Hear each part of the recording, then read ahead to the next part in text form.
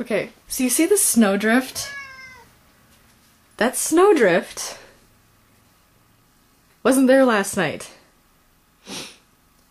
We have currently been in a blizzard for the last 2 days over Christmas. And our entire backyard is an entire, or good, I don't know, 2, maybe 3 feet taller thanks to the snow. That's insane. That's our fence. That's halfway up the fence.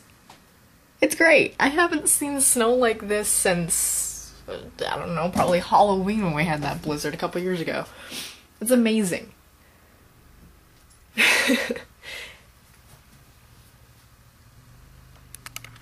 Anyway, guys, Merry Christmas, enjoy, and if you're getting snow and you're traveling, stay safe.